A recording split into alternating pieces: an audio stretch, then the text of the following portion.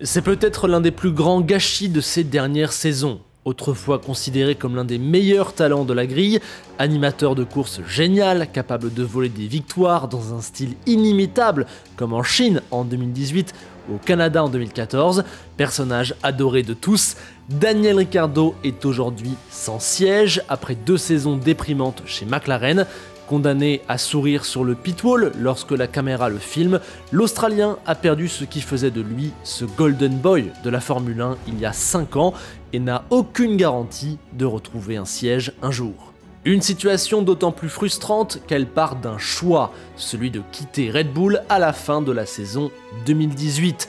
Après 5 ans et face à la présence encombrante de Max Verstappen, avec qui le clash à Bakou n'a pas dû aider, il a décidé de partir vers Renault, sauf qu'il n'y a jamais trouvé ce qu'il cherchait et est vite parti vers McLaren où il a tout perdu.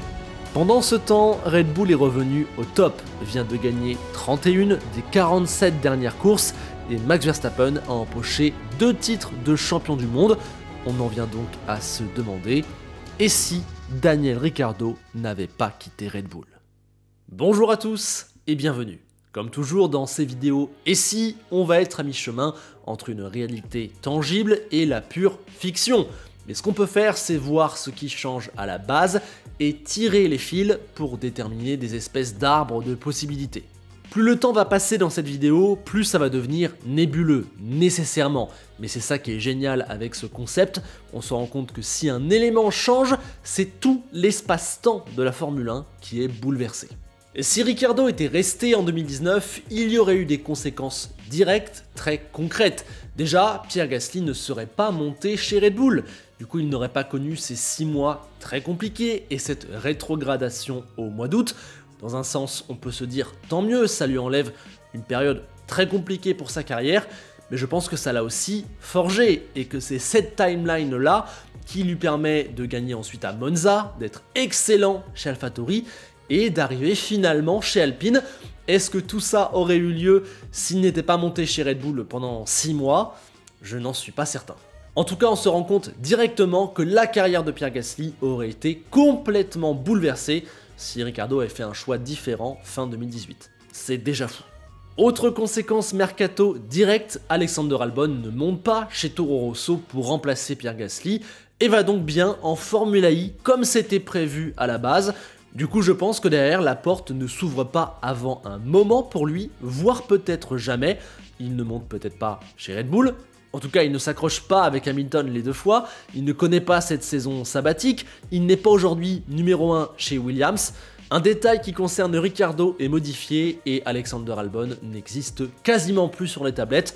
C'est, on va le voir, je pense, le pilote ou un des pilotes qui a été le plus impacté par ce choix au final. Ça bouge aussi du coup chez Renault où Ricciardo ne va pas, du coup je pense que Sainz reste sûrement le coéquipier d'Hülkenberg et ne va donc pas chez McLaren à la dernière minute pour remplacer Alonso, un transfert qu'il avait très bien réussi dans la réalité, qui lui avait permis de devenir un des meilleurs des autres et ensuite de signer chez Ferrari. Est-ce que Sainz serait aujourd'hui le coéquipier de Leclerc et aurait gagné une course en Formule 1 si Ricciardo n'avait pas quitté Red Bull fin 2018? La question est ouverte, on va tenter d'y répondre dans la suite de la vidéo, mais c'est incroyable. Et puis du coup, si Sainz ne va pas chez McLaren, bien qui remplace Alonso? Je pense que Norris monte comme prévu, je ne pense pas que le père Fernand ait envie de rester quoi qu'il arrive, et du coup, bah ouais, McLaren conserve sûrement Stoffel, Van Dorn, il n'aurait à l'époque que 27 ans, certes Alonso l'a tapé, mais bon, il reste un énorme espoir, donc oui, la phrase est folle. Je pense que si Ricciardo ne quitte pas Red Bull fin 2018, Van Dorn aurait eu une autre chance en Formule 1. Peut-être qu'il y aurait eu d'autres surprises sur ce mercato, mais en tentant d'anticiper, je ne les ai pas vues venir, parce que ce qui est sûr, c'est que Ricciardo avait été le premier domino de cette période estivale-là, et pour moi, les conséquences directes, s'il reste, c'est Gasly ne monte pas chez Red Bull, Albon ne monte pas en Formule 1, Sainz reste chez Renault, et Van Dorn reste chez McLaren. Ça fait déjà une bonne base. On a déjà énormément de changements et on n'a pas encore démarré la saison 2019 et on n'a pas encore évoqué Daniel. Première conséquence chez Red Bull, du coup ils ne peuvent pas passer au modèle numéro 1, numéro 2 très clair comme ils l'ont eu avec Gasly, Albon puis Perez. D'ailleurs, Pérez, on va y revenir. S'il décide de continuer, c'est qu'il se donne la possibilité de concurrencer Verstappen. Mais aurait-il eu les moyens de le faire, sportivement déjà, et puis en interne? Perso, je dis que non, il n'aurait pas réussi à prendre le dessus, et en tout cas ce duel Ricciardo-Verstappen, c'est le point d'inflexion de la carrière de l'Australien. Soit il le bat, et alors il peut espérer les titres de champion du monde, on y viendra, soit il ne le bat pas, et alors il craque et part à un moment ou un autre. C'est d'ailleurs pour ça qu'il était parti déjà fin 2018, il n'en pouvait déjà plus, et il savait déjà qu'il ne pourrait plus jouer sa carte ici. Ça restait toujours selon moi un choix très sensé. Et tout ça pour dire que s'il ne part pas fin 2018, comme on tente de l'imaginer dans cette vidéo, eh bien Daniel part quand même à un moment ou un autre. On verra un petit peu quand, et en tout cas aujourd'hui, il ne serait pas dans la Red Bull. À mon sens, il y a très peu de chance. Même si on va aller vraiment jusqu'au bout et explorer saison par saison, je pense que le plus probable, c'est que Daniel prolonge pour 2 ans chez Red Bull et fasse donc 2019-2020. 2 années largement dominées par Mercedes, où Max a chopé 5 victoires. On peut donc se dire que, allez, Daniel aurait récupéré une dizaine, quinzaine de podiums sur 2 ans, et aurait probablement chopé 1 ou 2, 3 victoires dans son style caractéristique. Franchement, ça aurait été top, et ça aurait été déjà plus que ce qu'il a obtenu dans la vraie vie. Mais bon, ça aurait pas changé la face du championnat ou de l'histoire de la Formule 1 pour 2019 et pour 2020. S'il était resté en 2020 et 2022, là peut-être que plus de choses auraient changé, on va y venir, mais dans un premier temps, on va faire saison par saison pour voir si jamais il reste ou il part, qu'est-ce que ça change. Plaçons-nous à la fin de la saison 2019. Daniel a fait une année de plus, mais voilà, il n'a pas battu Verstappen, il n'a pas eu ce qu'il voulait, il veut s'en aller. Où peut-il aller? Mercedes, c'est impossible, et d'ailleurs je vais l'exclure pour tout le reste de la vidéo, que ce soit le modèle avec Bottas, puis ensuite la montée de Russell, je ne vois pas pourquoi les flèches d'argent auraient fait une autre décision à n'importe quel moment. Je vais aussi exclure Ferrari, qui a Leclerc et Vettel, il lui reste Renault, où selon moi Hülkenberg est toujours sur le point de se faire remplacer par Esteban Ocon, et où peut-être Carlos Sainz peut toujours aller chez McLaren avec une année de retard. Oui, mais justement, à ce moment-là, McLaren est plus séduisant que Renault, donc je ne vois pas pourquoi Daniel y signerait. Et en plus, Renault fait face à des rumeurs d'un potentiel départ de la Formule 1, ce qui, dans la vraie vie, a fait fuir Daniel de Renault. Donc je ne le vois pas signer à cet endroit-là, fin 2019. La vraie option, parce qu'à l'époque, il n'y a rien d'autre d'intéressant, Racing Point est encore une écurie du 2e midfield, très loin de ce qu'elle va devenir dans les années très vite qui arrivent, et bien la vraie option, ça reste McLaren, où Van Dorn du coup se ferait virer une année après, et Daniel monterait 1 an plus tôt que dans la réalité, à côté d'un Norris un peu moins expérimenté, peut-être qu'il aurait une meilleure dynamique, qu'il serait encore un petit peu plus frais, il n'aurait pas perdu 2 ans chez Renault et fait un 2e choix, peut-être que ça se serait mieux passé, et qu'aujourd'hui il y serait encore, que ses résultats auraient été meilleurs, qu'il aurait réussi le pari McLaren. Je pense pas que ce serait devenu exceptionnel, mais peut-être un peu mieux, ça oui j'y crois. Enfin, pour être complet, n'oublions pas de nous demander qui le remplacerait chez Red Bull s'il quitte l'écurie à la fin de la saison 2019.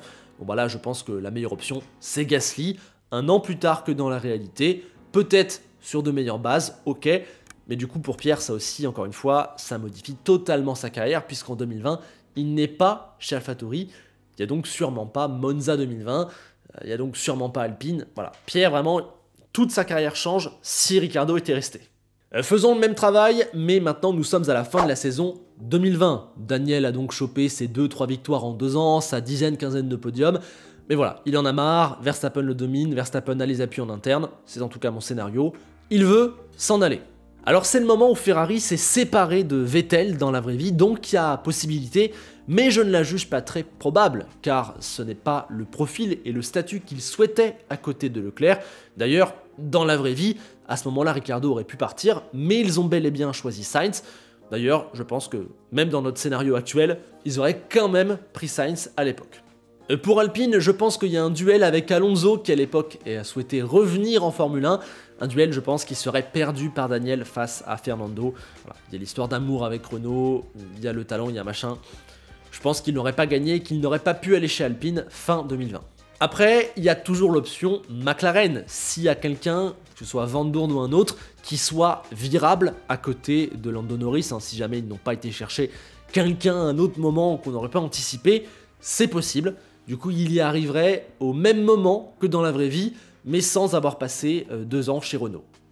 Voilà, ça aussi c'est encore une timeline assez incroyable. Et puis on peut évoquer Racing Point, qui va devenir Aston Martin au début de la saison 2021. Là, il y aurait un duel avec Sébastien Vettel qui les a rejoints dans la vraie vie. Alors oui, Seb à l'époque est très mal en point, il vient de faire une saison catastrophique, mais Lawrence Stroll a recruté, je pense, ses 4 titres de champion du monde et son image. Pas sûr que Daniel, même s'il aurait sûrement joué les hauts de l'affiche avec Red Bull, mais qu'il n'aurait pas battu Verstappen, aurait peut-être une bonne cote. J'ai tendance à penser que c'est toujours Vettel qui aurait pris le siège chez les Verts. Donc on en revient au fait que McLaren reste sa meilleure option s'il veut signer quelque part pour 2021. Alors chez Red Bull, il pourrait être remplacé par Sergio Perez, si jamais il prend sa place chez Racing Point / Aston Martin, ce qui créerait un inversement de timeline assez drôle. Sinon Red Bull se tournera vers AlphaTauri, où vu où on en est dans l'histoire, je pense que seul Gasly serait apte à monter dans l'écurie 2 ans après sa vraie montée. Albon, si jamais il est là, n'aurait qu'1 an dans les pattes. Tsunoda, c'est beaucoup trop tôt. Kvyat, j'y crois pas. Donc en gros, sûrement Gasly. Nous sommes désormais au début de la saison 2021 et on va ouvrir un autre espace-temps, bien que je n'y crois pas des masses, celui où Daniel reste encore chez Red Bull et va donc conduire une voiture qui a permis à Verstappen d'être champion du monde et qui donc aurait pu lui permettre d'être champion du monde. C'est ça le gros what if de cette question.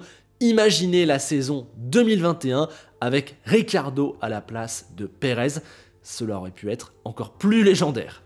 Là, chacun créera son scénario pour cette saison. Pour moi, le plus probable, ça reste celui où il est moins fort que Verstappen, où il est battu et où en plus l'écurie ne lui donne pas le soutien. J'imagine bien Daniel faire un meilleur job que Perez et être un caillou dans la chaussure des 2 monstres qui se sont battus devant, avec plusieurs victoires au compteur, mais ça n'est pas quelque chose qui aurait forcément plu à Red Bull, qui aurait dû gérer 2 top pilotes face à un seul. Ça aurait sûrement créé pas mal de désordre, il aurait probablement volé des points précieux à Verstappen, il n'y aurait pas eu les quelques actes héroïques de sacrifice et de défense qu'a réalisé Perez dans la vraie vie, et donc, désolé de remuer le couteau dans la plaie la team Lewis, mais mon scénario à moi, c'est que si jamais Ricciardo reste chez Red Bull en 2021, c'est Hamilton qui est champion. Red Bull prend sûrement le titre constructeur dans ce scénario-là, mais franchement, il n'y aurait pas eu de titre pilote pour Daniel, et je suis pas certain que ce se serait bien passé quand on sait que c'était déjà plus ou moins ingérable à tel point que Daniel est parti dès 2018. Alors 3 ans après, dans une voiture qui joue le titre, j'y crois pas. Mais bon, après je suis d'accord, ça reste un énorme regret. S'il était resté 3 ans de plus chez Red Bull, il aurait conduit une voiture championne du monde. Mais bon, rester 3 ans, c'est beaucoup. Bon du coup on va continuer d'avancer dans le temps, on est désormais à la fin de la saison 2021 et on va se demander où va Daniel s'il part. Ferrari, c'est mort car le remplaçant de Vettel, pour moi toujours Sainz, vient tout juste d'arriver, pareil à Alpine où il y a désormais Alonso et chez Aston Martin où il y a désormais Vettel. Reste encore une fois seulement McLaren d'intéressant qui, selon qui elle a dans le trou qu'elle doit combler depuis le départ de notre vidéo, peut-être mettre Daniel encore. Enfin, faut commencer à penser à l'idée de la retraite, ou du moins de l'année sabbatique. Je pense qu'à cette période-là, à ce moment-là de sa carrière, il aurait commencé à se poser la question, comme il l'a fait finalement dans la vraie vie, seulement 1 an plus tard. Et puis, s'il quitte Red Bull à ce moment-là, on a toujours l'option Gasly, qui du coup aurait fait 3 ans de plus chez AlphaTauri, mais qui dans la vraie vie était toujours dans cette écurie-là. Ou bien là, ça commence à devenir crédible pour un autre jeune de l'académie, pourquoi pas Alexander Albon, qui s'il a bien remplacé Kvyat au bon moment, aurait 2 saisons peut-être dans les pattes, ou on peut penser à un autre jeune, ceux qui ne sont pas montés, les Daruvala, les Lawson, ou pourquoi pas les Juri Vips, qui au final avaient été un grand perdant. Peut-être que dans tout ça, il aurait trouvé sa place, j'ai du mal à voir comment, mais ne l'excluons pas. Il y a aussi une autre possibilité si Daniel part, c'est que Perez, qui aurait fait une année blanche après avoir été viré de Racing Point, aurait été repris par Red Bull, histoire de boucler la boucle. 1 an après. Ça devient compliqué. Mais puisqu'on est là, allons au bout du délire et imaginons que Daniel reste encore chez Red Bull pour la saison 2022 où la voiture du coup va dominer le championnat, où il va sûrement choper beaucoup de podiums, quelques victoires. Mais bon, je vais rester cohérent avec ma ligne depuis le début. Pour moi, c'est encore Max qui va dominer, c'est encore Max qui va prendre le titre. En termes de performance, j'imagine Daniel faire entre ce que Max fait et ce que Checo fait. Pour vous donner un ordre d'idée. Et donc, on arrive en fin de saison de 2022, où on va évaluer ses options sur le marché. Je ne crois toujours pas en Ferrari, qui, comme dans la vraie vie, je pense, aurait prolongé Carlos Sainz. Mais il y a désormais peut-être autre chose derrière.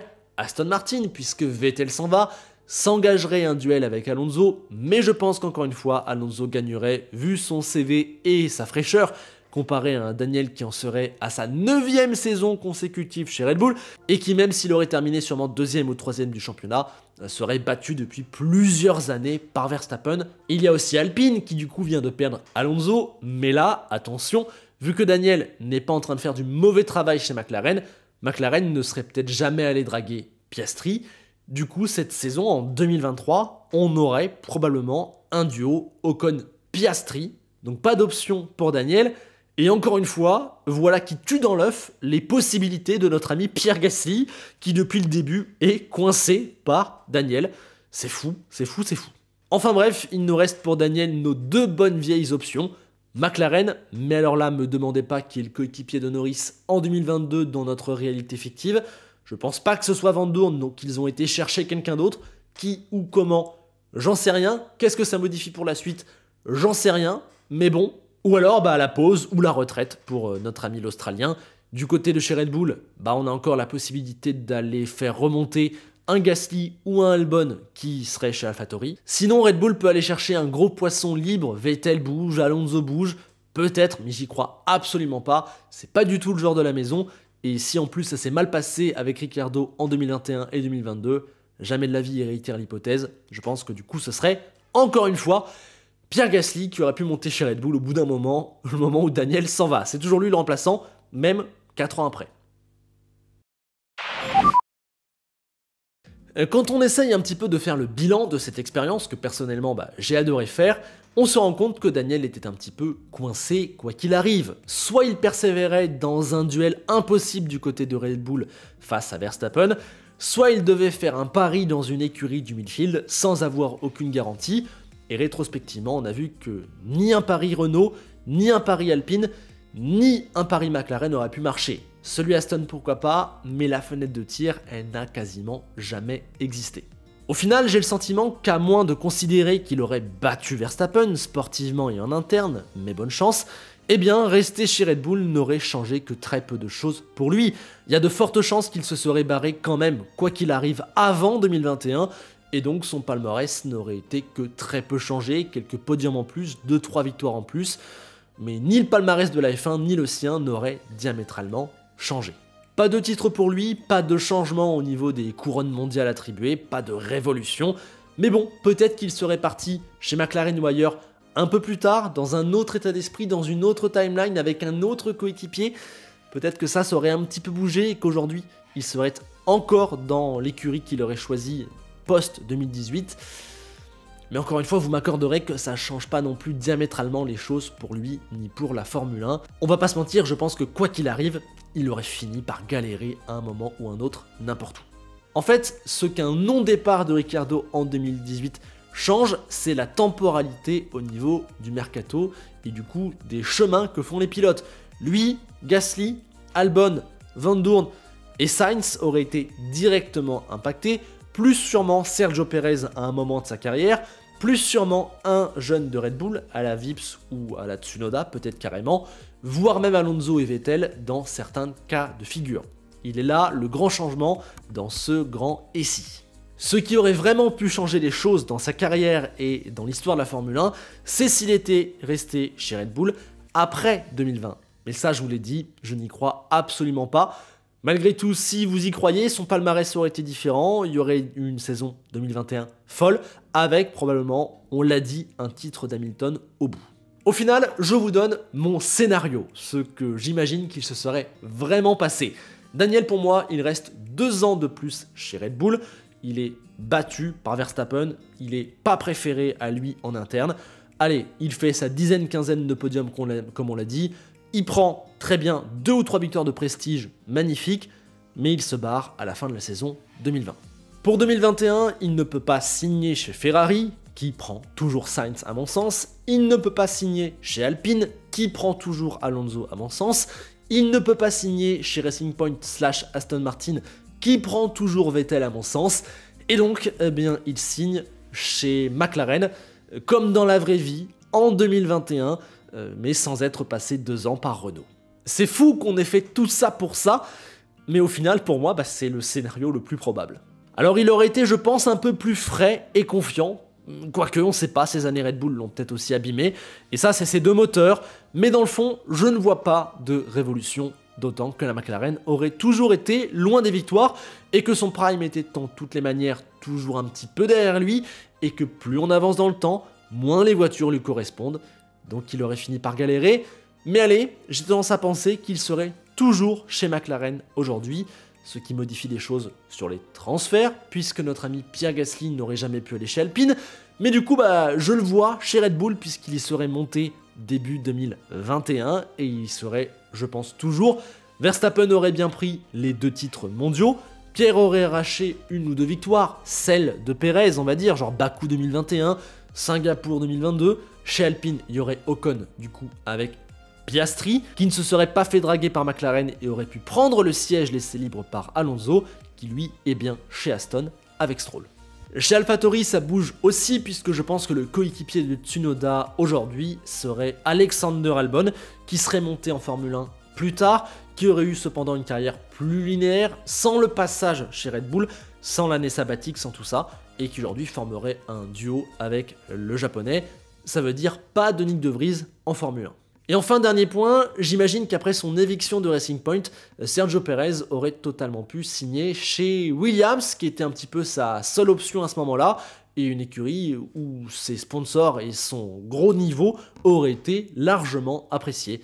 Donc on aurait Perez, Sargent aujourd'hui chez Williams, on aurait Ocon, Piastri chez Alpine, on aurait Gasly, Verstappen chez Red Bull, on aurait Ricciardo, Norris encore chez McLaren, et après, voilà, tout le reste est inchangé. Alonso, Stroll, Leclerc, Sainz, Hamilton, Russell. Et voilà.